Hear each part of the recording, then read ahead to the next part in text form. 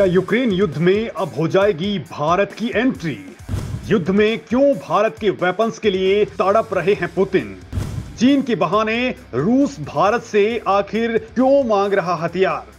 दोस्तों, कुछ वक्त पहले आपने सुना होगा कि यूक्रेन वॉर के अंदर यूक्रेन नहीं बल्कि नेटो फोर्सेज लड़ रही हैं। मतलब रसिया अकेले यूक्रेन से नहीं बल्कि नेटो की 30 कंट्री से लड़ रहा है। लिहाजा रिपोर्ट्स कहती हैं कि रशियन टैंक्स, रॉकेट्स और बाकी मिलिट्री वेपन्स यूक्रेनी सेना का सामना करने के लिए सफिशिएंट नहीं है। अमेरिकी रक्षा मंत्रालय पेंटागन ने तो यहां तक कह दिया कि रसिया के पास गोला बारूद खत्म हो रहा है। रसिया की 60% मिसाइलें जो ग्राउंड से एयर में फायर होती हैं वो वर्क नहीं कर पा रही।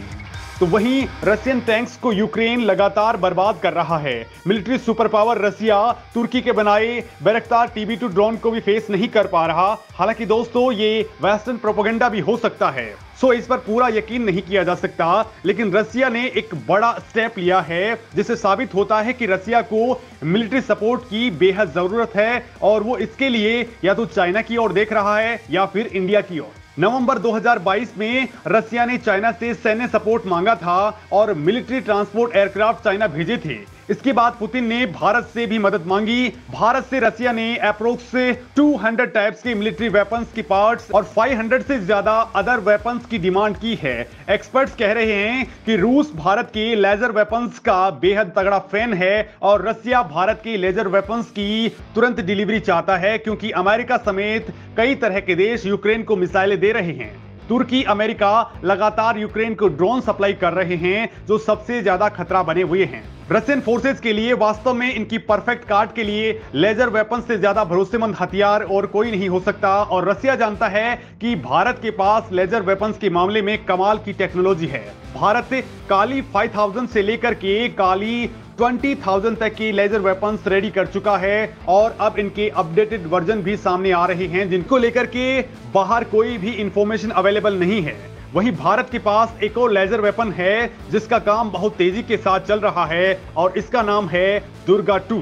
ये भारत का सबसे लेटेस्ट लेजर वेपन है जो काली लेजर वेपन की तरह ही अमोघ और घातक है। रसिया जानता है कि दुर्गा 2 यूक्रेन वॉर का रुख बदल सकता है। ये हथियार एक बार एक्टिवेट हुआ तो यूक्रेनी फोर्सेज के हथियार खुद ब खुद जलने शुरू हो जाएंगे, चाहे फिर वो हथियार कैसे भी क्यों ना हो।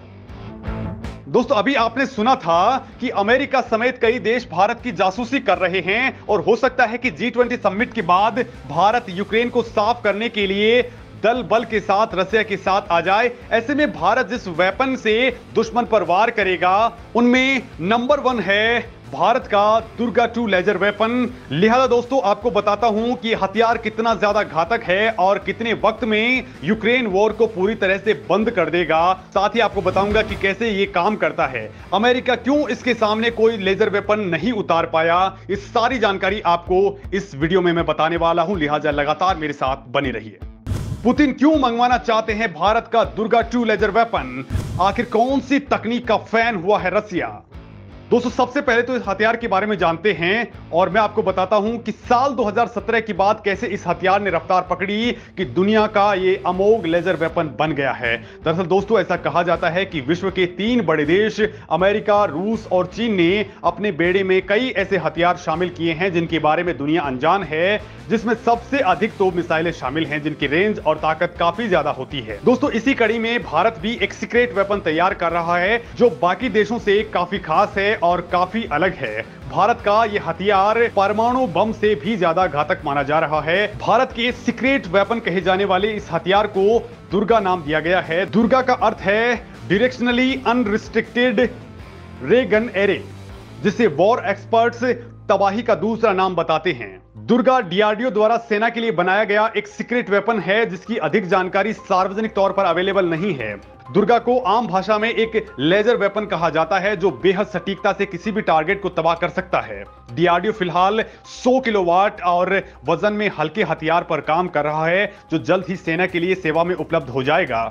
वहीं लेजर हथियार विकसित करने में अग्रणी प्रयोगशाला laser and science technology centre पहले भी एक 25 किलोटन लेजर वेपन डेवलप कर चुकी है। इस टेस्ट वेपन की क्षमता 5 किलोमीटर थी। दोस्तों, आपको बता दूं कि दुर्गा कोई नया प्रोजेक्ट प्रोजेक्ट नहीं है, ये 2000 के दशक की शुरुआत में ही लॉन्च हुई थी। पिछले 2 दशकों के दौरान विभिन्न रिपोर्ट्स में इन परियोजनाओं के अस्तित्व का उल्लेख किया गया है। मोदी सरकार के आने से पहले ये प्रोजेक्ट बेहद सुस्त गति से बढ़ रहा था। इस प्रोजेक्ट ने असली रफ्तार 2017 के बाद पकड़ी, जब डीआरडीओ से तत्कालीन रक्षा मंत्री अरुण जेटली की उपस्थिति में एक परीक्षण सुविधा केंद्र में 1 केवी के लेजर वेपन का टेस्ट किया गया। इसके बाद इस प्रोजेक्ट में वैज्ञानिकों ने ऐसा तूफान ला दिया जिसे अब डीआरडीओ अप्रत्याशित वृद्धि करके इसे 100 किलोवाट की क्षमता के साथ तैयार करने की योजना पर काम कर रहा है और बताया जा रहा है कि डीआरडीओ ऐसा कर भी चुका है। तो दोस्तों, आखिर कैसे काम करता है भारत का Durga 2 laser weapon?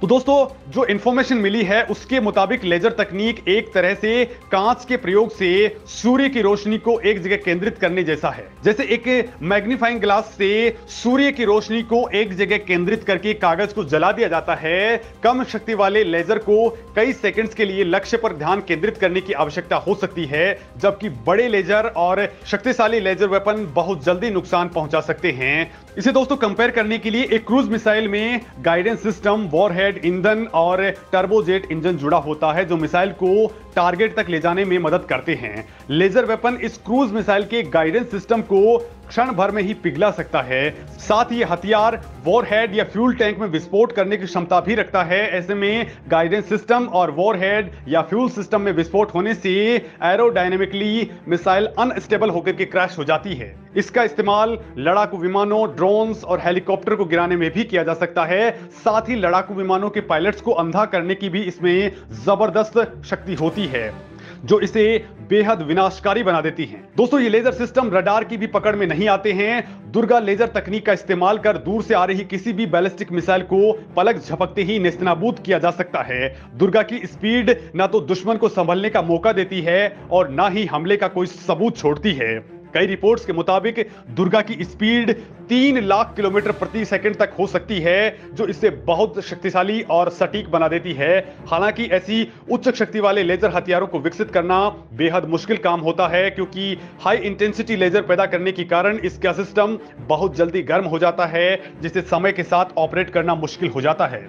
DRDO short range और लॉन्ग रेंज के इन हथियारों को तैयार करने में जुटा है। और दोस्तों, कहा जा रहा है कि भारत के ये लेजर वेपन दुश्मन बलों को चेतावनी के रूप में अंधा करने, ड्रोन्स को गिराने, नावों को अक्षम करने या हेलीकॉप्टर्स को नुकसान पहुंचाने में सक्षम हैं। आपको बता दूं कि रूस शायद भारत से ये हथियार इसलिए भी मांग रहा है क्योंकि दुर्गा लेजर वेपन काफी सस्ता है। सेना को एक बुलेट फायर करने में 800 रुपए तक का खर्च करना पड़ता है। ऐसे में बड़े मिशन या युद्ध में देश को भारी नुकसान उठाना पड़ता है। साथ ही दोस्तों, आर्टिफिशियल इंटेलिजेंस वॉरफेयर के समय में उन्नत मिसाइलें और हथियारों से निपटने के लिए एक कदम आगे के हथियारों के साथ लड़ना पड़ सकता है। ऐसे में दुर्गा की ऑपरेटिंग कॉस्ट बेहद कम और क्रूज मिसाइल को बर्बाद करने की क्षमता उसे मॉडर्न वॉरफेयर के लिए एक घातक हथियार बना देती है। हालांकि इस हथियार को डेवलप करने का खर्च अभी भी काफी भारी भरकम है। डीआरडीओ ने अभी शुरुआती चरण के बाद सरकार से $100 मिलियन की डिमांड की है और ये दुर्गा की तरह